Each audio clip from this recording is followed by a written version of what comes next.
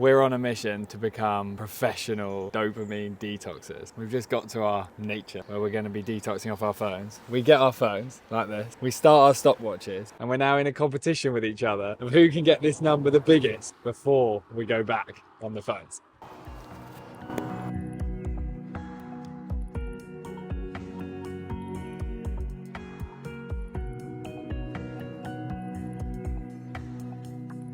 We're actually in shock at how much of our life is now spent staring at a screen. It's becoming insane, and it's a Saturday, and this is a chance to not do that, but it is so tempting to just lie on the sofa, put the TV on, get the phone in the hand, keep checking your emails, your work, your WhatsApp, your social media. That is not what makes a human feel good, as tempting as it is to do. And dopamine detoxes can be a variety of lengths. You could technically dopamine detox for days, but also small, consistent ones that you can do on your own or with your partner or your friends. This is what we need so much more of as humans.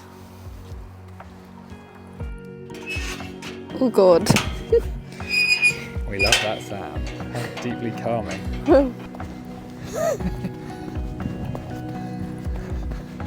Oh, I wonder if that camp is still there. When I came here the other day. Oh yeah, look at this. This is cool. Look at this camp someone built. Oh, look at this. Oh, what is that? It's quite mossy in here. You could probably sleep in here. Babe, look at this.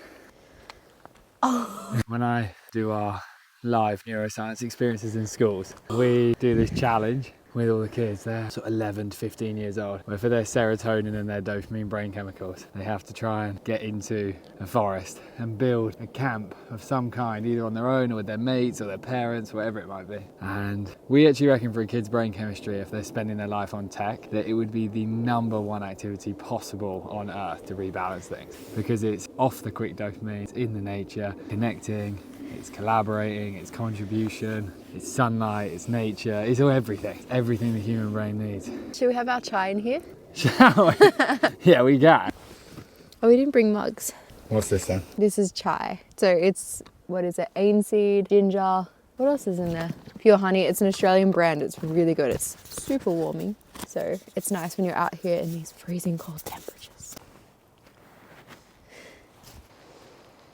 Imagine humans lived out here. Wouldn't that be so weird? It would be nice. We must have thought about very little. Oh yeah. Just much less overthinking. Babe, what if this fell? It won't fall. You think it would fall right now? No. We got some good strong... It's like a really big log. If it did fall, that'd be it. Do you think this is how they actually used to do their beds? Sleeping on moss? Yeah, I think so. It's ridiculously comfy. It's it feels really like, comfy. It feels like I'm on a... carpet, like a big rug. Yeah, you really could. I bet we made some nice... And imagine if you had like a little fire just hanging out, like maybe not right there because you might burn down the whole thing. They were probably quite good at controlled fires, the ancestors. Yeah, true. And some fresh salmon. Yeah. Oh. Right. Just spent the night, or 10 minutes. Yeah, close.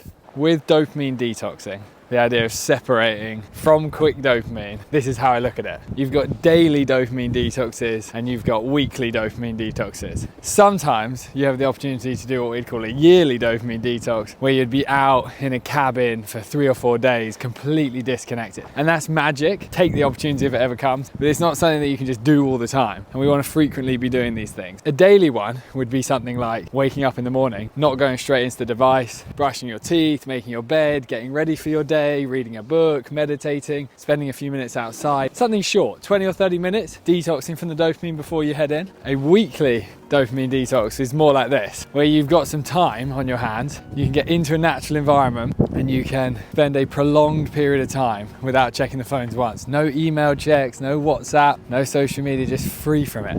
And then even when we get back in the car after the hike, we technically don't have a reason that we have to go back into the phone. So the game is just how long can you go? And you can do this, you can compete with yourself and try and get a big number once a week, or you can do it with someone. Both of them are great. You can do this with your family as well. You can do it as a collective. We'll definitely, once this little kid is in the world, be doing this as a collective. Daily and weekly dopamine detoxes. This is what the brain is calling out for. Okay, should we make the baby touch the tree? Yeah. Tubby? It's never touched a tray. This is my huge tummy and I finally have the line. Look at that. 36 weeks, that means 4 weeks to go. Yeah, the baby's gonna touch the tree. Wow, this is the first ever tree touch of this baby. Should I give it a hug? Yeah. Oh, that's flowing energy. The baby feels happy. All right, so now we're going to check the phones and we're gonna see what the time is at. Okay, so our phones are at That's pretty good. an hour and a half. So we have to try and see. 1:27. Can you see that? 1:27. And it's important that we don't see this notification. So Georgia managed to hide it just in time. So the dopamine detox continues. She's in. We're home. The detox continues. Georgia's now making us some lunch, having some showers. I'm reading Dan Brown's book.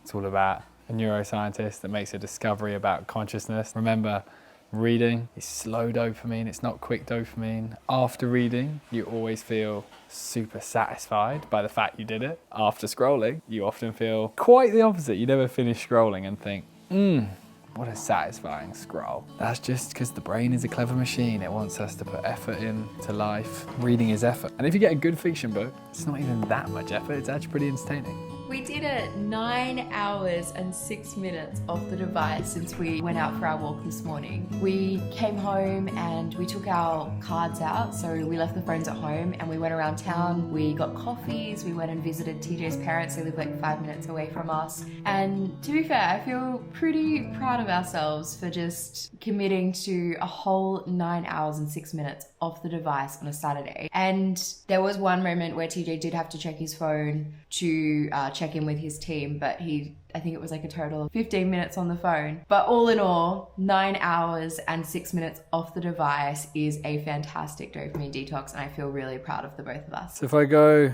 on routes, 15 minutes total screen time, you can see there. So that's a Saturday, 15 minutes. This is becoming a professional dopamine detoxer. We went out, we had our card with us, so we didn't have to buy anything. We just haven't seen what's going on in the world. It's now, it's 9 o'clock, did you know that? It's 9 o'clock, I thought it was about 8 o'clock. And this is our goal, whenever life can present it to us, the opportunity to just step away from the devices, spend time. We just spent a lot of time chatting, laughing, connecting, bonding. Just not stuck in this stimulating world that we basically spend 90% of our time in anyway. Becoming a professional dopamine detoxer, I believe, is the #1 pursuit we all need.